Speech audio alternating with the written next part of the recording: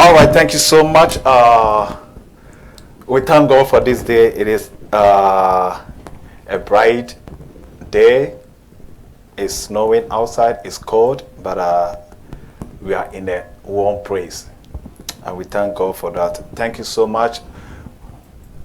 Good evening, good afternoon, good morning, wherever, however you're doing the tuning. Thank you so much. This is the puppet coming to you right on Palace TV. And I have great, today I'm blessed because I have two apostles. Two apostles from great ministry. So we thank God for their life. And very soon I'll be introducing them. But this is the topic we're going to introduce to you. How marriage counsel is being important, or how marriage counseling is important. Why do we have to go through marriage counsel before we get married? And it has been our heart desire to enlighten viewers of how important of this program and how educative it is to bring people on board to let us know. So we thanking God for the great day and this hour to elaborate what God wants us to do or to bring to you wherever you're doing the listening. So if you have any comment, any contributions, you can channel on our Facebook page or YouTube, because we're streaming live only from YouTube. But if you get it on Facebook, it will direct you to YouTube. That's the link that it will lead you. So please be attentive and pay attention to whatever we're discussing today. It might help you today. It might help somebody tomorrow. It might help a friend, a family member today. So that is why we want you to share the video so that everybody can also be able to get in touch with what we're doing and what we bringing from this platform. So thank you so much once again. Our topic to be discussed is why marriage counseling important. That's what we're going to discuss. You can, if you have any comment, any contribution, you can channel on our YouTube page on Palace TV, and I'll be reading all your comment. Thank you so much. With me on my right, he has been here all the time, and he called by the name Apostle Prince Bonsu. That is his title, and that is his name. He is the founder and overseer of Charisma Word International. That's right. Charisma Word Ministry. Thank you so much, Apostle Prince Bonsu. And on my left is the Apostle, Apostle Alex Abroka, in his presence ministry. God has blessed them with this great ministry to shepherd the sheep. So very brief, I will allow each and everyone to do 30 seconds, a word of acknowledgement before we start. Okay, thank you very much. As you already know, I'm not a stranger in this platform. So my name is Apostle Prince Bonsu. I'm the General Overseer of Charisma Word Ministry International in Columbus, Ohio. Thank you. Thank you so much, Apostle God Richard bless you. Like I said, Apostle Alex Abrakwa, he is a new face on this platform, so we welcome you. For you accepting our invitation to join this great platform, and I believe whatever is going to come out from you will be something that will bless our viewers. Thank you so much. We acknowledge you and we welcome you so much. I'll give you a very brief second for you. So thank you, Palace TV, and thank you for the producers and all our listeners and everybody that has been viewing, following Palace TV for this time. And thank you for the good work that has been done. My name is Apostle Alex Eric Abroka-Clade, the founder and leader of In His Presence Ministries International, Columbus, Ohio. And I'm blessed to be part of this very great discussion that is going on today. Thank you. Thank you so much. Viewers, thank you so much once again for joining us. This is The Puppet. We're coming all the way from Palace TV. And this platform has been a platform that has helped so many people being authoritative programs and very educative. That's what we're trying to achieve, to enlighten people of the things of God and the way we should go. So if we know the way we should go, we will not be able to stumble or do something that it is not right with the word that we are focusing on. So I thank God for your life, and I thank God for Apostle, your life, for being a part of this great platform. I really appreciate you so much. Viewers, thank you so much. If you just join us, this is once again the Pulpit, and the topic we're going to discuss is why marriage counseling important. We're bringing a program to you, God willing, March 21st. The third Saturday of March, the month of March, and the program is Gathering of Champions Seminar 2020 for young adults.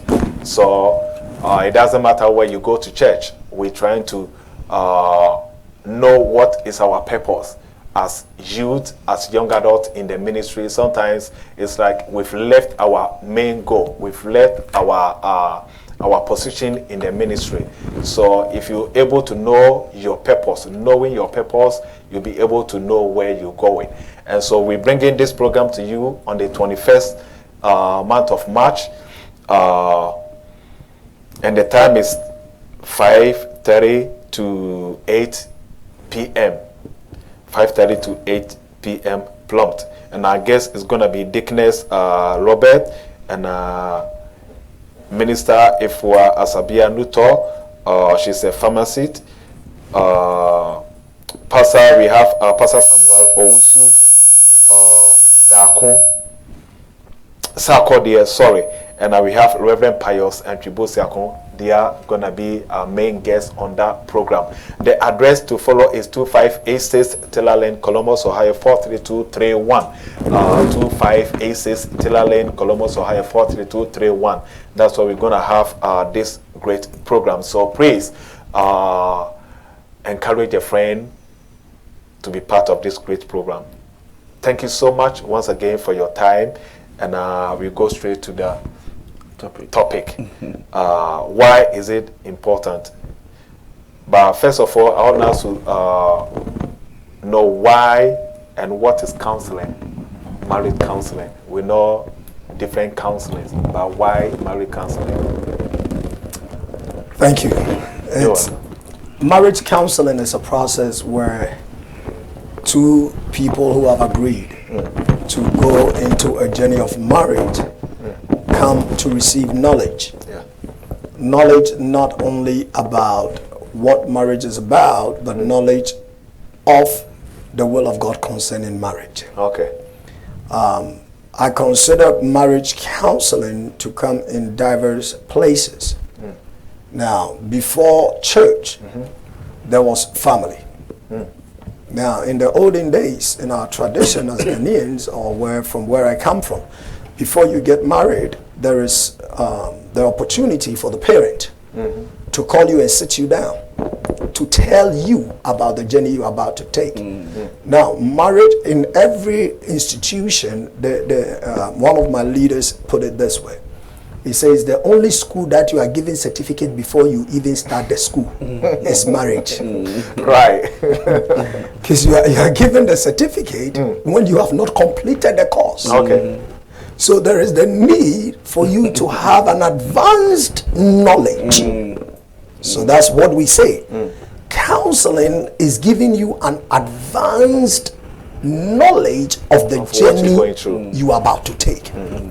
So it becomes very paramount in the sense of the fact that nobody knows, and there has never been any marriage called the perfect marriage. The first one that started, the one that God said it was not good for a man to be by himself, in the Garden of Eden did not even succeed. That failed. So there is no way you can tell me there is a perfect marriage. There is no perfect marriage. But the point is, God gives us wisdom to help us stand the test of time. And through counseling, we acquire that advanced knowledge to be able to stand the test of time. Not to be successful, but to stand the test of time. But to stand the test of time, and I believe we're going to come there. I wanted to ask a question, but I'll let Apostle Prince to say something about it later. Like our apostle said, it's a journey that you're about to take. And many of times, we have a little knowledge of marriage. Okay. Because we see Sister A, Brother B walking together and they are married, and oh, I wish I was married. And yes, looking at the fun of it, the outside, the outlook, but the how to keep the marriage is so important, to be able to see our sisters and our brothers working like that. And because a lot of people have their perception, they reach a certain level and they want affection, they want love, and they want people close to them. And they think the more the marriage is getting somebody close to you. That's it. And so, I want to marry. Some people are not prepared. First of all, emotionally they are not. Spiritually they are not. Financially, So you before you get into that system, that the principles of marriage, you must be able to settle and be ready for it. Yeah. To be able to handle the situation, upon the test of time. Right from the outset, even the first day of the marriage can become a problem. Preparation for the wedding or whatever you want to do is a problem. People don't have any idea what they're going to get into. But they think, I've seen the lady, I've seen the man, and we're going to marry, and that's it. There should be a preconceived idea, something that be put in your mind before you take that journey. So it's important for us to have a marriage counseling. It's an advice onto marriage that you get ready for it. You can't take, like, you want to become a nurse. You go through a process. You go through, even people, you have to take the entrance examination, then to go to the class, go through, but people think that after marriage, it's just me and the lady, so we just want to jump into it. You can't do that. You have to get a prepared mindset. Somebody, an elder, like Apostle said, in the olden days, it was our mothers and fathers, the elders or whoever. Now the church has come in. Church must be involved. Pastors must be involved. And the good thing is that every pastor at our level, at least to become an apostle, you must have gone through a marriage. So you know what to say, what to tell somebody who is trying to get there, so you can help them. Yeah, you saying that, I wanted to ask, because I know pastors do, you guys go through counseling others with people, trying to counsel people. And the concept of being into that process, are pastors achieving those concepts, making it come to pass? Oh, this is how it will help the church. This is how, when we take our children through, it will, because why am I saying this? Some people doesn't even regard to go through counseling. So the importance of being somebody going through counseling, have the church achieved that aim?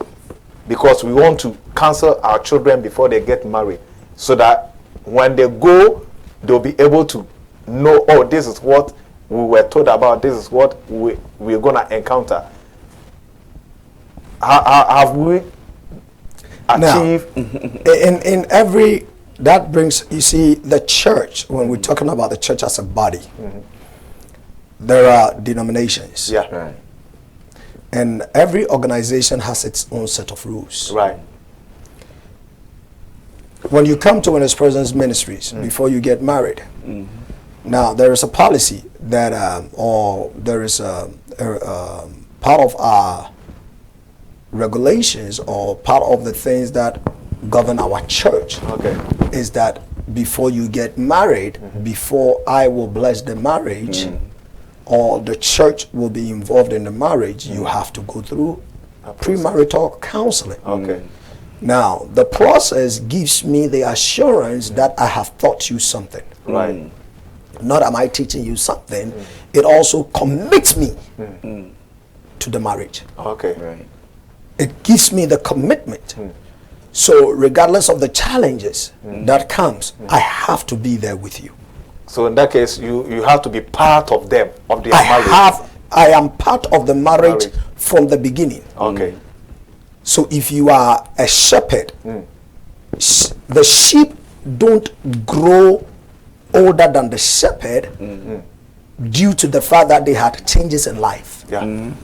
So every marriage in every church, the head, whoever blesses that marriage, becomes responsible for the growth and the sustenance of the marriage.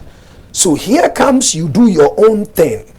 You get up, you just get up, go marry, you find a man before we even know. You've already done what should not be done. And then you expect us to bless it? It doesn't work that way. No. So you have to go through a process. At least I have to be assured of what I am sending you through. Right.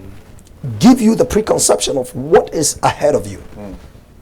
And those that listen, those that take the advice. And it is not just talking, but there are principles of prayer.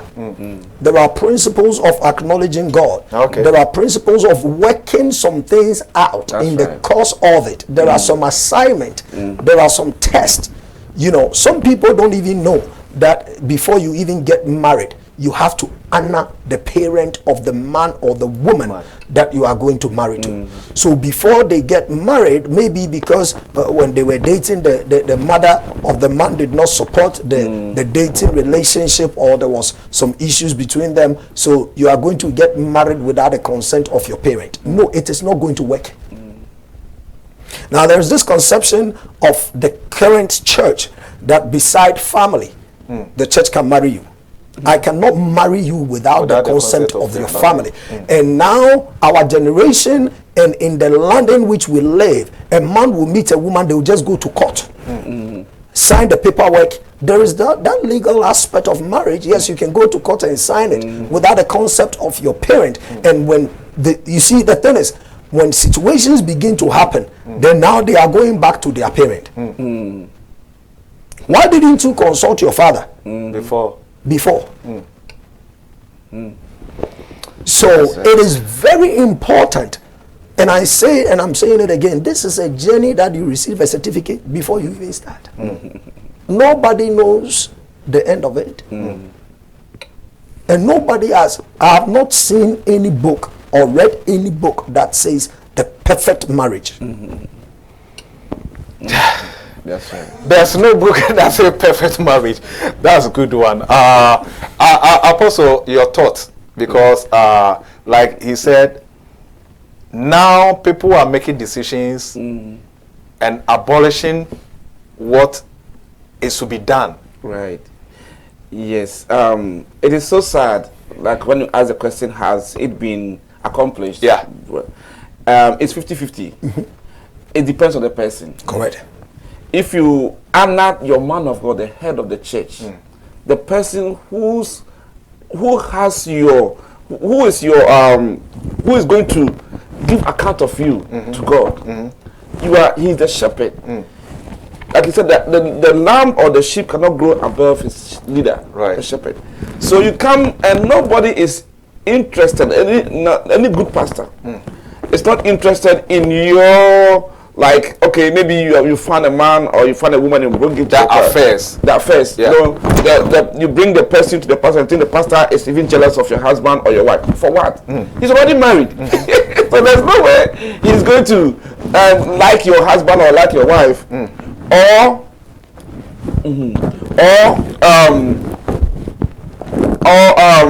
Yes, he's interested in that. Yeah. He's there to help you.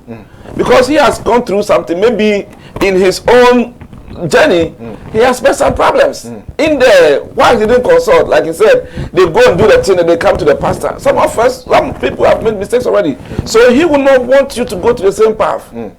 To help you, to sustain you, to get to the level that you think that is good for you. And then you just do anything anyhow. It's sad because the reason for the marriage counseling is that, like I said earlier, we have a thought that I need somebody. That's all I need. But forgetting that you're not going to just be the same. Let me say you feel like want to have sex with a woman. You like the woman because she's so beautiful, the hips and everything's around. So that hips that you see today, it's not the marriage, it's not the body, it's the sustaining the relationship going to be kept forever. So how you can make it work is how the pastor wants to help you. You can't go to marriage without finances. You can't go to marriage without love, not understanding communication, not understanding how to even accommodate your husband or your wife, not understanding all the situations where you were raised, how she was raised, the language that you spoke, the school that you went, all those things putting into play to help you to sustain. So the pastor is going to conscientize you on these things are going to happen. They are bound to come. How are you going to respond to those things as they come? That is why we prepare you. We prepare you to get there. But if you think the pastor is jealous of me or he doesn't want me to marry, that's why he's trying to give me 6 months or 1 year. It also depends on your maturity. Because some of the people that come to you that they want to marry, the way they really say it is, why do you want to marry her? They can't even answer. They can't answer why they want to marry their wives or they want to marry their husband. If you don't know why, or you don't know how, or why you want to marry them, then why do you even go in? Pastor, I don't know why I should marry. You're not ready for marriage.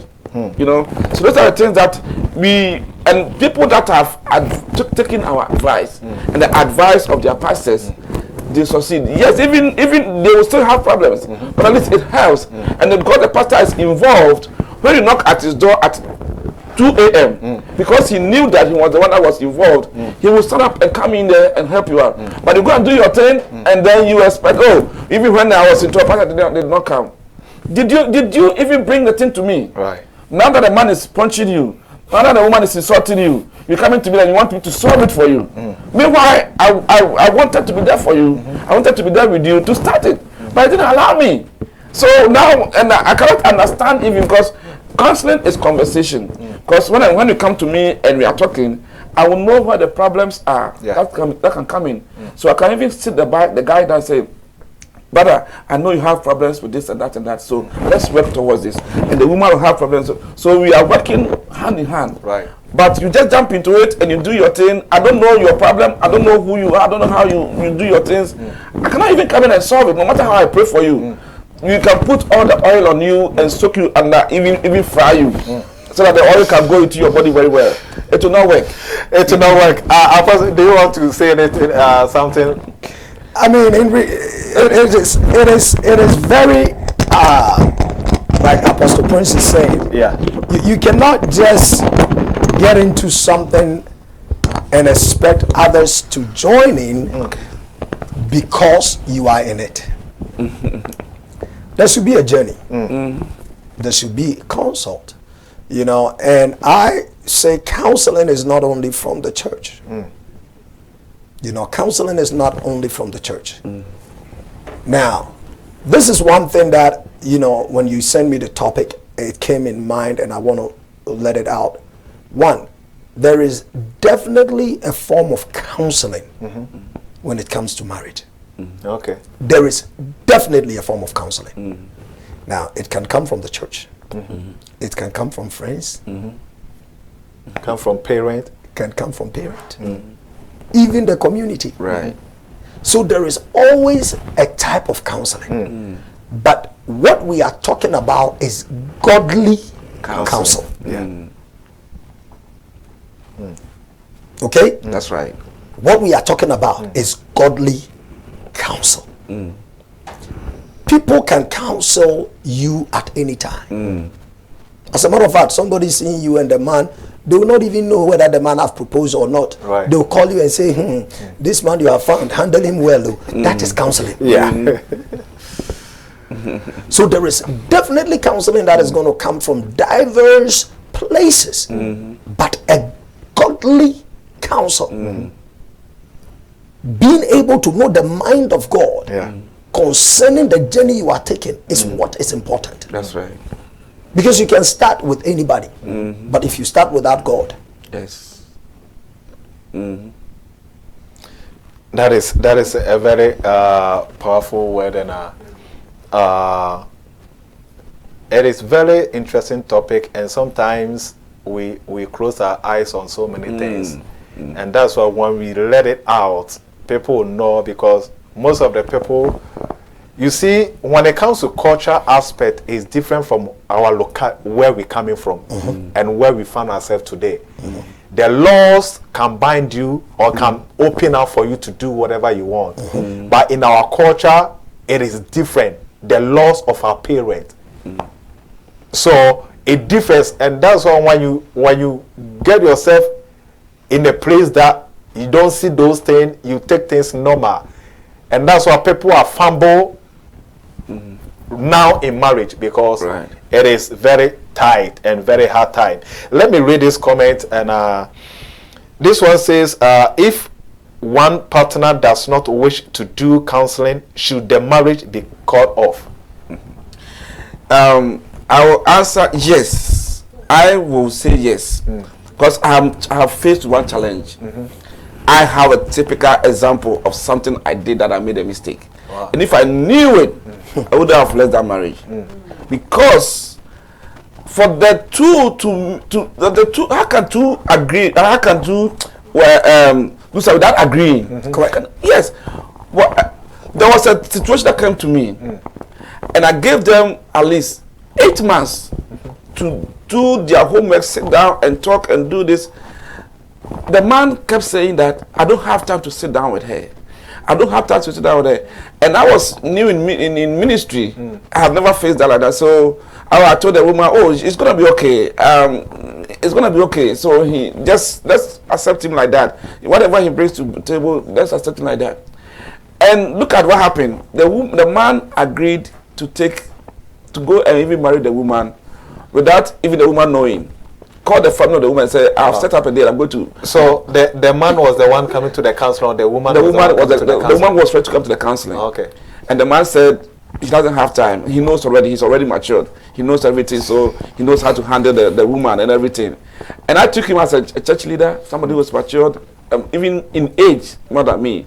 So I thought maybe, yes, it's true. I was young and naive. A pastor can also be naive. Definitely. Yes, so to cut everything short, it came to a point that they are married now, and the same thing that the man kept saying, that I don't have time for the woman, is continuing. Now, it's just every day I'm praying for the body to continue, to sustain, because I have to encourage the woman and pray for her, acting like I don't know by mistake I did. You know? Yeah. So, as a pastor, I want to because in another way, it's like she believed in you. She believed in the word that you said to her. Exactly. So she knows by all means, oh, this person is good because pastor has said it. I didn't say he was good, but I thought he was going to be okay. Okay. You know? Yeah. I didn't say he was good, but I thought he was going to be okay since he kept saying that. Right. So I went ahead and married them. And married them. And even how I suffered myself getting the thing together. The day of the marriage, I didn't sleep the night before the marriage. I was the one who was arranging for instruments, doing flyers, doing the program, doing everything. And because the man said I didn't have time. And I kept telling them, oh, it's going to be okay. So even up to now, for so many years now, I have to encourage the woman to stand in. Otherwise, let me say the truth, if it wasn't God, I would have told the woman, master, pick up your clothes and run away, because this is not going to work. You know, because so it's pastor or lady or woman or man. If the person is not ready to go to counseling, take it out. No matter how you love him or her, no matter how she gives you money, because money is not the marriage. The ring he's going to buy for you is not the marriage. People don't even want to sit down and say, this is how much you want to put into the marriage. It costs money, it costs budgeting, it costs things. And then the man is doing his budgeting right here, the man is doing this. So they can order 2 things at the same time because nobody knows. I bought a ring, and I also got to buy a ring for $4,000, $5,000, and then after the marriage, I owe 5,000 at Macy's. She also owes 25,000 in course, because we did not sit down to plan. We did not go to the counseling. I didn't have time. You cannot go to marriage with that. I will never do it. To me, I will never. I will stop it, and I'm not let my daughter or my sister or my church member or anybody go to a marriage when the one person says that if it doesn't have time now that you are beautiful, that your body is standing, that your hips is there, that your cheeks can take the pulse. Wait till you start losing them, and then you understand that what you the right person you've been with. Right. And what your wife, that is very interesting. Thank you so much, Apostle. That's why I said, because you guys are great men of God, and you've seen so many things, because you are the leader of the church, and so many things that you guys have gone through. We need that word, that experience to encourage ourselves, because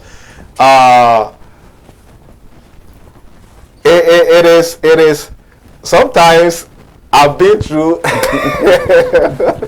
and it is God that has kept us all this way. But let me come to one question that someone posed, and she said, continue from above question. Some people will go to another church to marry to avoid counseling from their own church. You first made mention about the churches and the different doctrines, and this come to play, because if my church, you have to go through this counseling, or this person don't want that it to happen, there is a church that doesn't do that. So it is kind of church doctrine difference. So what would you say to this person? Now, you see, there is doctrine, and there is church order, Okay. and there is situation. Right. Okay, let me break it down. Yeah. There is doctrine, there is church order, and then there is situation. That's right. Now, the church doctrine will indicate that before you get married, this is what we believe in. Okay. You should not be sleeping with a woman. You should not be seen in places. Now, these doctrines help to save the group that come together, because character and attitude becomes very contagious. So, in among the youth, a church will say, if you get pregnant, we are not going to marry you. Or if you become pregnant prior to you presenting the request of marriage before the church, we are not going to marry you. That is their doctrine. Do you understand me? That's right. And then we have the order of the church, which says, give us maybe 8 months pre-marital notice, Right. so we can prepare you. That is the order you have to follow. Right. But they just found themselves, for some reason, one way or the other, they want to marry in 3 months. The order of the church does not require you to give them 3 months notice. Okay. Right. So the church will say, we don't have enough time Right. to be able to marry you within 3 months. Give us 6 or 8 months. And then the situational aspect, which comes in the form of the fact that you are doing something that is not right, or they have noticed you being a gentleman and you have been proposing to more than 2 or 3 women in the church. There is a situation. Yeah. Right. There is a situation. Or you, this woman that you want to marry this man, we know a situation about you. So there is the possibility that if we should marry you right now, it's going to bring chaos in the church. Okay. That's right. But instead of them to humble themselves, they'll rather move to another church. Right. And then go get married. So in this case, if every church is going through that order and the doctrine in that stage, we won't be able to see, because if you go into different church and the same church is the same thing that is happening here, there's no way for you to just Bypass. bypass and do the things your own. Yeah. Yeah, let me add a little bit to what Apostle said. Very, very, very, very powerful. You know, the Orthodox churches and the churches that are organized, that you cannot play with them on that. Correct. I'm from CAC, and Apostle from CAC. We are from the same from background. the same church.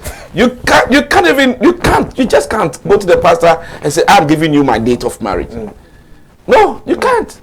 And is it the charismatics and the new churches that are bringing you all these things? Oh, I want members. So you come in and they jump on you and without even asking questions. Even as at now, that foundation that I have from my background, there's discipline. So if you come to me and say, Pastor, I want to come to your church, fine, I can come to church. But for me to come and tell me that the reason why I'm coming here is that I want to marry and my pastor doesn't want to do it, that's why I'm coming to you. I'll take a break and I'll pause. Now ask why. If even I will go ahead and even be interested, I will ask your pastor, go back to your pastor and ask him, Pastor, this and that person has come to me that they want to marry. And I know they are in your hands. So what is the problem? The pastor must give me the go ahead or give me the breakdown of situation, like Apostle said, before, even if I want to be involved. Then you come to me, then I also have to go take you through my principles and my orders. You know, before I can, because I'm going to sign your wedding certificate. If there's anything, I'm responsible for whatever I've signed. And so things come to me, and you are talking, and I will sit down. One time, another situation came to me, and I told them, sister, pause here. This you are going, that man is too quick. And then she said, oh, a prophet prophesied that in 3 months I will meet my husband. Exactly in 3 months, I traveled back and I met this person. And then I have met her. She is making the prophecy come to pass. So the prophecy says that 3 months, and when I saw the man look at me, I also look at him, and I know this is my man, this is my person. Go to the prophet, let him marry you. Exactly. You know, and so I was trying to say, sister, please take a little caution. Before I can do the wedding for you. I don't care. But I want to make sure I safeguard you as my church member. So 1, 2, 3 meetings, she told me, Pastor, even the laws of the country says that this and that and that. So I think I've seen a lawyer and we're going to marry in the court. I said, thank you. So be it. I don't want to say everything. Yeah. But it came to a point that they did whatever they were doing without me. They stopped the church. They did it, and then after some time they said they moved from, because they knew that I would become a problem to them. Because the way I was asking the questions, they didn't like it. So the man was able to convince the woman for them to leave even this area to go and live another place, so that you can have access to the woman's mind. And in 3 months to 6 months to 1 year, the man goes to work. He doesn't come home. Yes. And right now, it's nowhere to be found.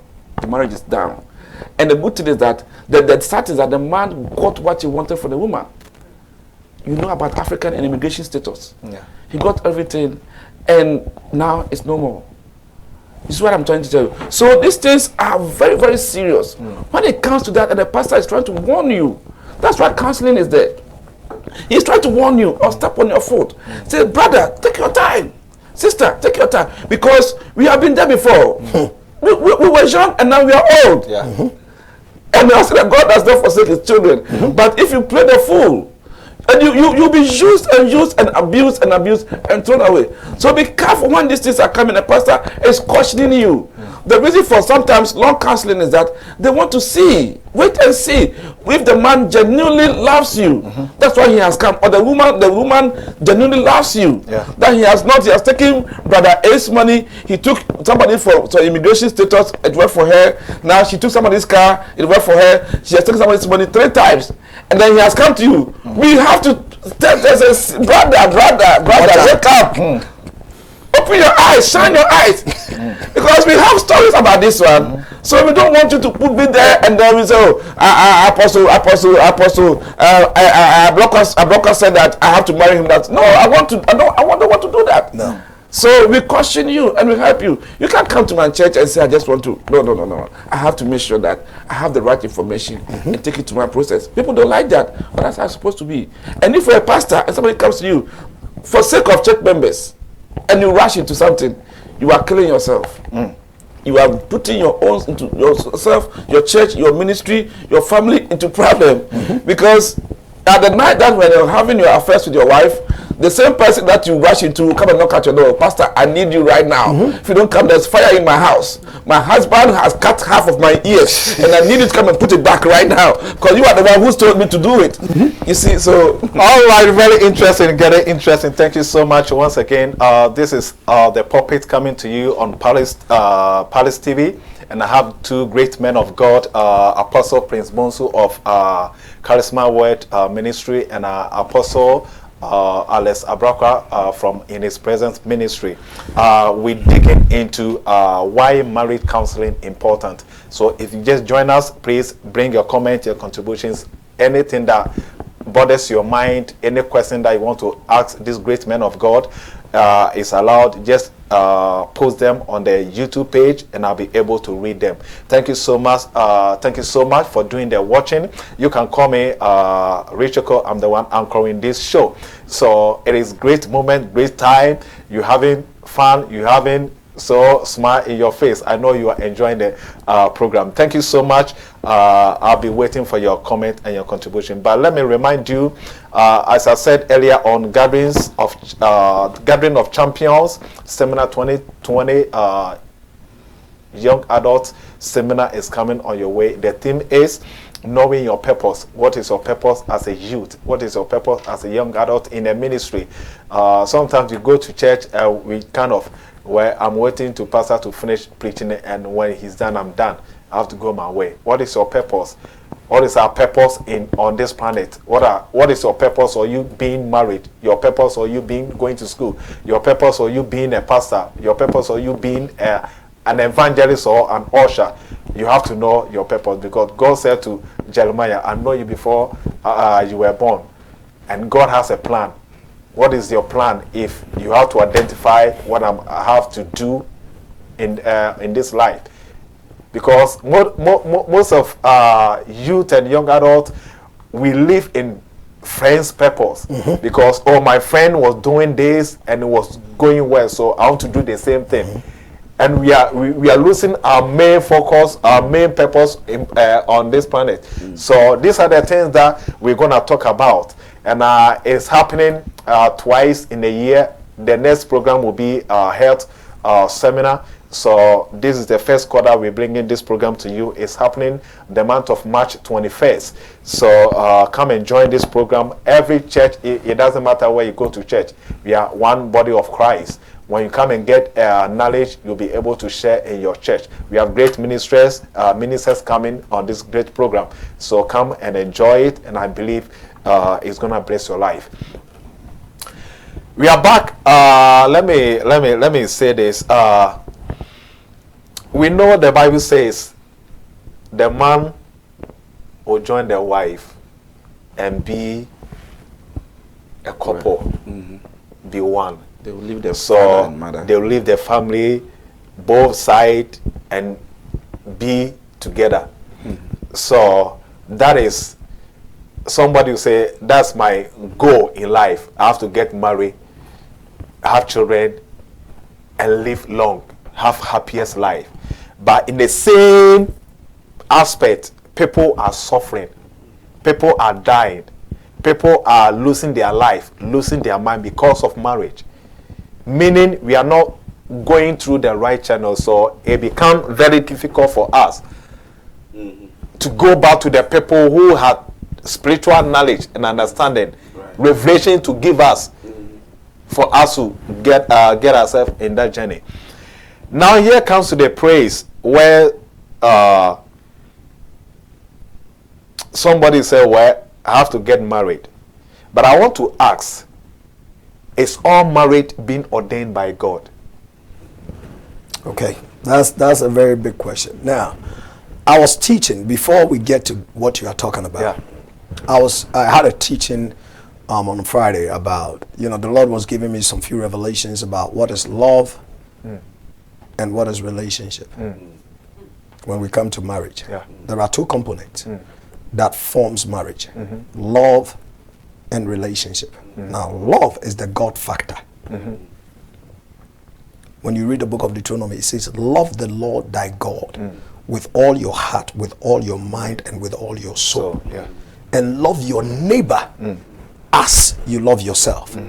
Now, until you understand that principle of the fact that my first marital responsibility is not unto man, it is unto God. Yeah. Your love must be for God.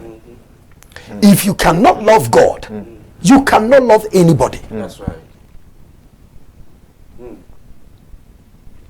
So a lot of people married were in the internal, let's go to the beginning. Okay? Yeah. Let's go to the beginning. When God created everything, there was no marriage in the picture. So the question you are asking is marriage for everybody. When God created the heavens and the earth, God in his infinite wisdom loved man, and he created man to establish a relationship with man. There was no marriage in the picture. But after everything was done, the Bible says God saw and he said, this is not a good picture. This don't look good. So let me make a help meet suitable to him. A help meet suitable to him. A help meet suitable unto him. Not somebody that is going to be a provider meet. Somebody that is going to be my bed warming meet. Somebody that is going to be my financial meet. You know, a help meet. Now, when we don't understand those principles of the fact that marriage is not just the fact that you have a companion, you have somebody in bed, you have somebody that you are bringing 4 children, like you are saying, let me increase and multiply. What are you multiplying? So, marriage is good. Because God said it was not good for the man to live alone. So whatever God made after that was good. But the point is, how much of God do you love? That you are trying to implicate that love to anybody. So if you want, the answer to your question is, how much of God do you love? Marriage, God said it is good. But how much of God do you love? Because your first love must be for God. Right. And not partially. You have to have the full consent of love for God. With your mind, with your heart, and with your soul.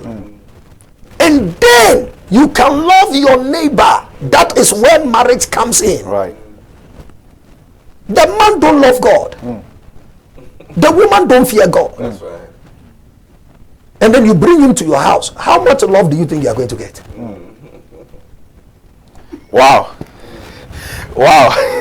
We're not going to end there, because if the Bible says suitable, that means it's not everybody can be your suitable. Definitely. But so how do you find that suitable person? Because like we're saying, somebody will say, well, I don't want to go to through counseling. So if you meet somebody, I'll just like, oh, because of the law of the land, we can do everything that we want. Let's go to court and do it.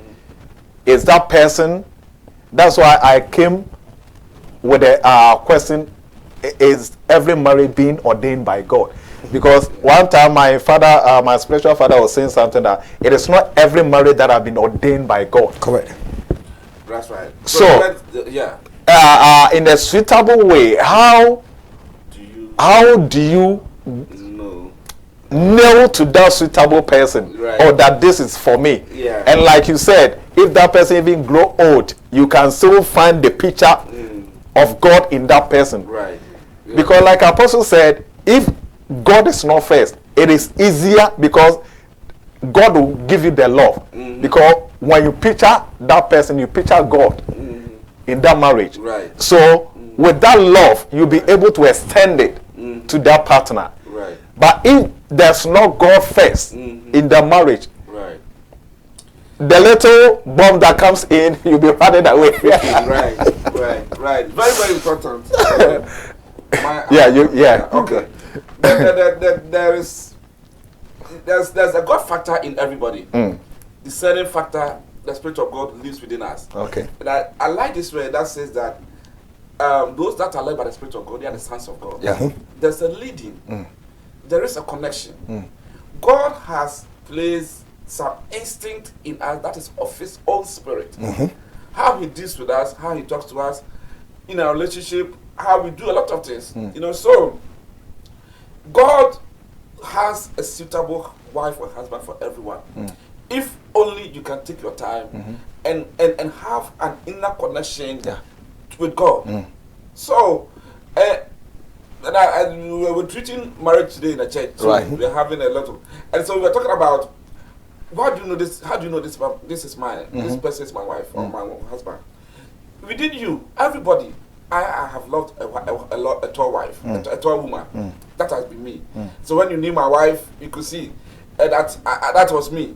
I was telling somebody that the woman that I saw when I was growing old, I lived with my cousins, and they were all tall, beautiful, shaped women. So that's the woman I saw. You admired, and I ran, and then I grew up. That was what I'm looking for. And so when I saw her, with all I prayed a lot. I didn't just leave it like that. I just didn't say she's tall, so that I took my time. We were all in the choir, we were youth, we were everything, but I never thought she was going to be me because I didn't even consider her, even though she was tall. But after much prayer, I felt and I knew she was mine. In compatibility, we were not. There were so many things that we were different of, but I felt that she was my wife.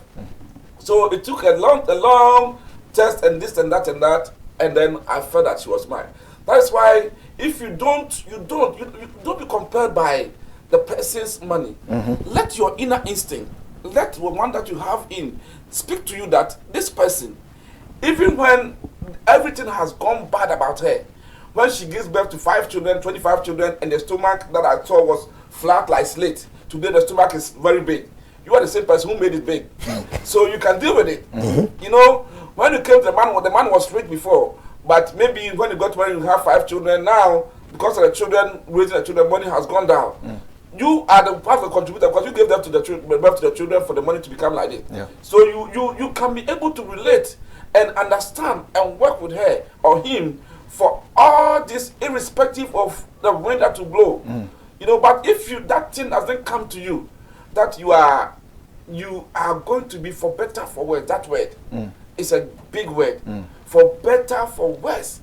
So that within you, when a person coughs, sister, your coughing is so sweet. When he even spits on you, you can take it and eat it. You see, that is the level of understanding and the level that you must go, the suitable one. But in all situations, you feel like I don't love her, but because of, if I leave her, she's going to cry. If I leave her, I feel so pity for them, so let me marry them like that. Pity game. Hey! Because of I'm going to marry them like that. You are dead and gone. You want to continue? Let me do this quick. Time check is about 42 minutes past the hour 3, and exactly 4 o'clock you'll be done on this segment. And please, I want you to share the video. Just bring your comment. It is life journey that we are embarking on now. There is so many people wish they could have this message to build their marriage, to build their relationship. But if you're getting this opportunity, please, we want you to share the video. You can copy or send the link to somebody to be able to be part of it. So I know you're going to do that. So thank you so much, and God richly bless you. This one says, how do you help premarital couples come together if they disagree on how marriage should be? They have different expectations. So how would you help premarital couples coming together to if they disagree on how marriage should be? I mean, that is why the premarital counseling is important. So basically, when you now, first of all, how can two walk together except they agree? Yeah. How can two walk together except they agree? Right. Now, you see, at this point, when there is disagreement, what we do as men of God, part of the marriage counseling is to treat expectations. One of the subjects that we treat. Yeah. So if I can go down quickly, we talk about family, we talk about responsibilities. Yeah, we because talk I was about going to background. come there. It is part of my questions. Correct. Yeah. And we also talk about expectations. Okay, we also talk about expectations and how to achieve expectations. We also talk about problem solving. You understand what I'm saying? How can we solve issues using biblical wisdom to address some of these issues? So if the couple already have misunderstanding or are not in agreement as to the marriage counseling itself, that sends a wrong signal. So if the couple have different expectations, now you see, counseling also helps the two parties sit in the presence of a third party who will not judge them, and they feel liberal, they feel liberated to have a witness, okay, discussing these matters, which in the future, if it should bring up again, Okay. it has already been resolved. Right. Okay. Now, it also gives you the witness stand. As okay, before we got married, because there are some questions that maybe the man so overwhelmed with the beauty of the woman would not even think to ask. Right. Or the woman so overwhelmed with his six-pack, he will not feel too much important to ask. Like, oh, how many children do you have in the past? Right. He's so much into the man, she doesn't even find it necessary to find out how many children do you have. And the man also wanting the woman will not also tell him, oh, I've had about 2 or 3 children in the past. And then when they get married, you see some women knocking at the door. Oh, can you come and take your child? But You had didn't say children, this. but you didn't say. And you didn't even find out. So at the premarital counseling, you get the chance to address these issues. You have the opportunity in the witnesses stand to defend yourself or to bring some of these things up. So that is how we can be able to make sure that some of these confusions are leveled out. And in the future, if there should be anything like that to come up, because it's not just we talking, we take notes. Right. So I have folders. Right. When you come for marriage counseling, I have folders. Tomorrow, if you come and you tell me, oh, he said no, I pull the folder. Your file, right. This is your file. This is what you wrote. This is what you said. That is interesting. Thank you so much. And Abner Sally say this is deep. Thank you so much for watching. Please, like I said, I want you to share the video, invite a friend to watch live stream on YouTube. We're not streaming on Facebook, so we've sent the link on Facebook, but I will direct you to back to Facebook, YouTube to be part of the program. If you have any questions, we have a few minutes to wrap up. So let me ask this because I was gonna ask the same thing, that when pastors meet, when you go to counseling, what are the major things you guys talk about? Like the two parties, what are the things that you speak for?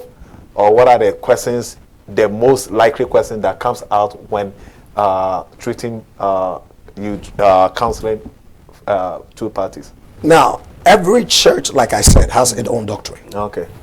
But there are basic questions that is, required as a Christian church to be able to go through, which is not too differ from what family will do.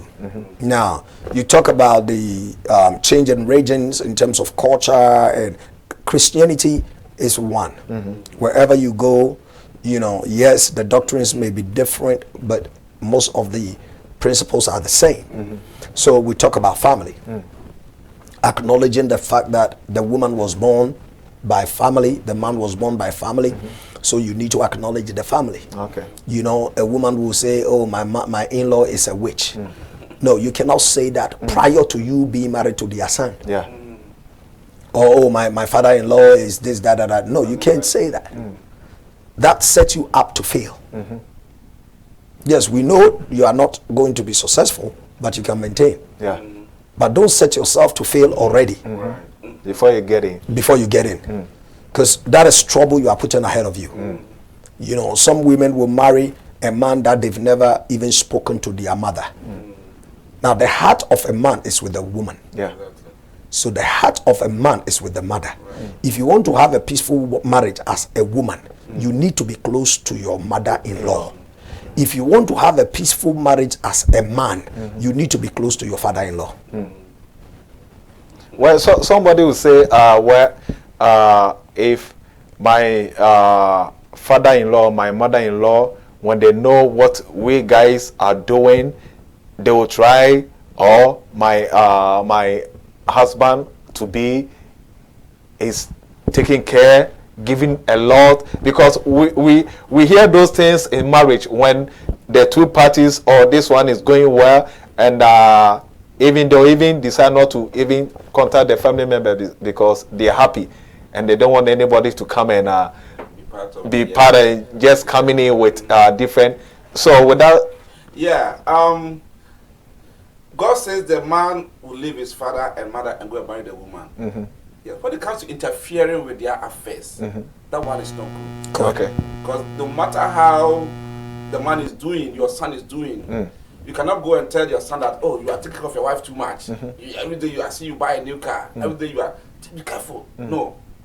Leave them to live their life. You don't even know the finance that comes to the house. Maybe the money that the man is using, the woman might have been the one that has put the money in the man's pocket.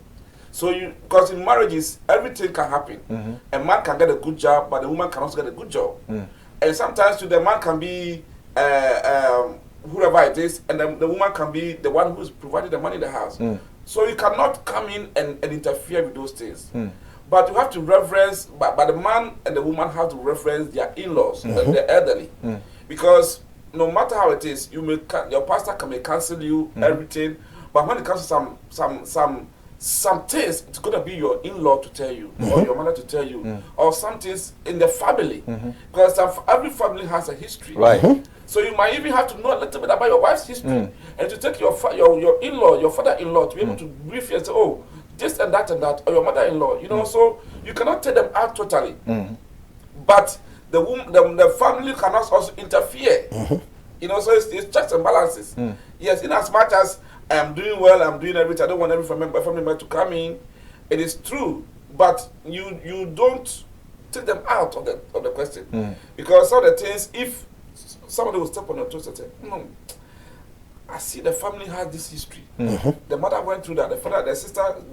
So please pray in this even area. Because what is going on is not something that is today. Right. It's not about your wife. It's about prayer that to break some things so that can get God free. Otherwise, you can be in it for years and it will not solve. So it is balances. Another thing is that the sisters and the family and the nephews coming in can also be a problem. We have to face that fact. You know, and we have seen that. I've faced that. I know a lot of people that have faced that. It's sad. You want to help. You want to help a nephew. You want to help a sister. You want to help this, and then they come in and they become a problem. Yeah. One thing that I want to say is that even if your sister, even if your wife's sister or whoever comes to live in the family, like in America here, it will come to a point that somebody come and visit you. Because when the person comes from Ghana or whoever, any country that he comes to see, at least he'll stay with you for some time. And he's going to be in the family. Right. But it depends on if my brother has come, what I will say to him about my wife. You know, people in the front of their fathers, brothers, in-laws, they are shouting at their wives. They are screaming at them. They are saying things to them. So, you know, and sometimes the woman will also react. It's, oh, she doesn't respect. Even in front of she's disrespecting me. You know, and so the thing that you say about yourselves, if they come in and they see you are together, the two shall be one. You are agreeing, even if the thing is not what you try to control yourself till you get to the bedroom with yourselves, and then you talk about it. Or sometimes even sit in the car, leave the house, go and sit somewhere and discuss the matter so that the door, you have to say that the door here have ears. Yeah. The walls. Well, the walls have ears, so they may not hear. Please try to keep relationship, conversation amongst yourself. That is one thing. Every day, something small in your situation, you call your sister. My man is doing this to me. He's cheating on me. No. Oh, if you cheat on you, then also leave him. You see, and it becomes a problem. Yeah. It's what comes out of your mouth about your spouse or your wife or whatever is what other person standing somewhere. Your mother-in-law can be the richest witch that you can talk about.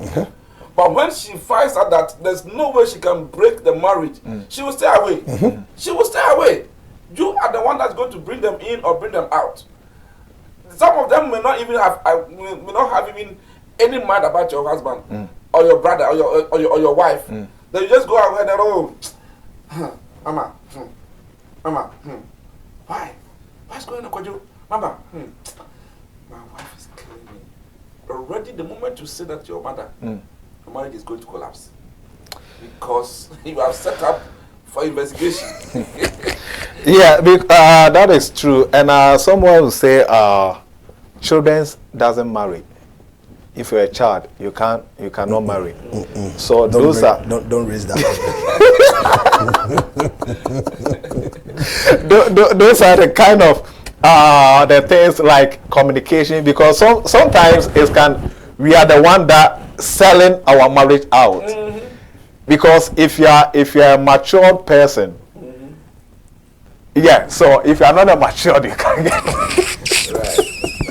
If you are a mature person, you know how to handle your family situation at home. Exactly. You understand. That's with your wife and right. Yeah. So let me ask this. This will be our last question. Then we're done.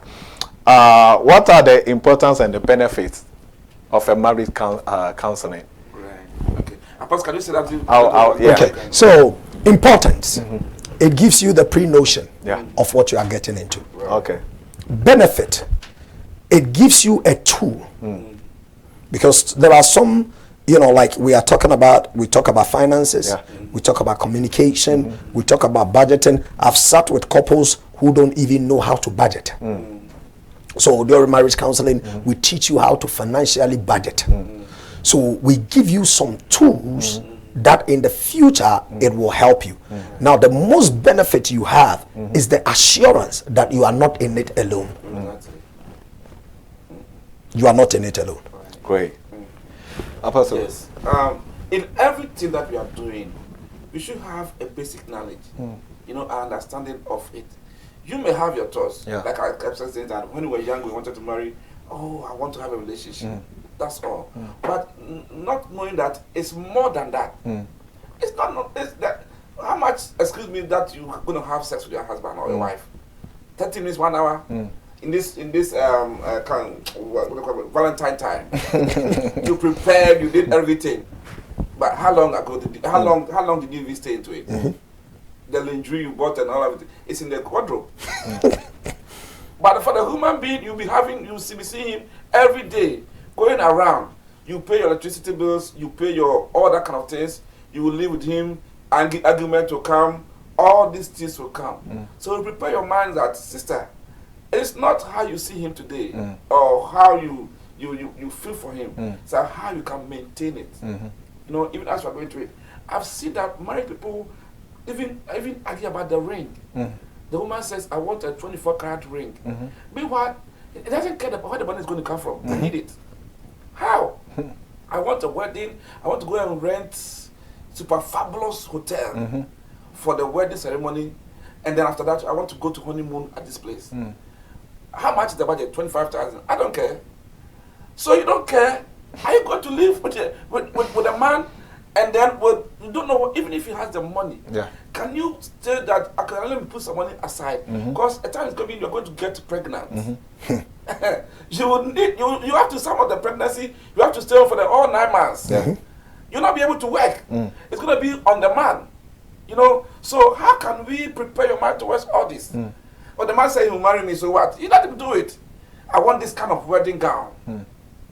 You know, so, and they don't understand that marriage is not the man who is marrying you responsibility to buy everything. It's the two of you. I know women who understand marriage that can even provide the money and act like it was the man who brought it. And the man is not going to also use it that, oh, I'm going to take a cheat because she provided. No, it's understanding. Yeah. It's a union. It's a together thing. We are in this thing together. So all these things that we are talking about is the time to prepare you and your people and your set of mind to get to the point that I'm going to this marriage, not me being selfish. A lot of women, a lot of men are selfish. It's not about them. It doesn't work. Yeah. So if we can prepare you towards all that it's not about you. Oh, when I'm married, when there's something, let me say this. When we buy the car, women don't want to say we. You say, this is my car. Yeah. This is my dad. Yeah. This is my dad. But the two shall be one. Yeah. You know, so all these things must be put in place so that, okay, oh, I had these ideas, I had this thought, but that's not like that. Every time a man goes out, the woman is expecting something. But the man doesn't get anything. And it's all Valentine's Day. The woman is expecting something, but the man doesn't get anything. You think men also don't also appreciate your gift? Yeah. You also appreciate it. Please, so all these things must be balanced. Oh, he hasn't bought a pin for me, but I haven't bought a pin for him. Yeah. So a cut across. A cut across. Many women don't even know what their man likes, and men don't also know what their woman likes. So they just in it for it. You have to talk all these things, communication, even how the woman responds to situations. How they talk to you about something, it must come. Some things, those things might be talked very well, very deep, so that you don't expect, you don't get surprised when things are happening. It's a lot. You don't get surprised when things are happening, and I believe finances in marriage cause problem. A lot. And we might talk about it one day. Yeah. So stay put. This is the puppet coming to your way, and please, if you share the video, I want you to like it, subscribe it, so whenever we come on live, we come a program like this, you'll be able to get notification to join the discussion segment. So you can subscribe it and like it, invite a friend, share, and let's move on and be blessed. And I believe you're going to do that. God richly bless you so much. This is where time will permit us to drop the curtains. It has been an awesome time, very educative, very great show, and I know your life has been blessed, and your marriage life has also been blessed. Thank you so much for joining us. Like I said, we're coming on your way every third Sunday of every month, which is on the pulpit, and Marriage and Happiness is every second Sunday of the month, and youth Lovers Corner is coming on your way, and Life Worship will be on the first Sunday of every month. And lastly, last Sunday of every month is the health and healing coming on your way. Minister Stephanie is the host. So thank you so much for joining us this evening with a great man of God. I do appreciate your time, and I thank God for the family that He has blessed you with. Because if your wife say, "Hey, we've closed from church, let's go home," you have no say. But God willing, they've opened their heart for this great moment. Thank you so much, and I thank God for their life. So, if you want to say anything to our viewers before we leave.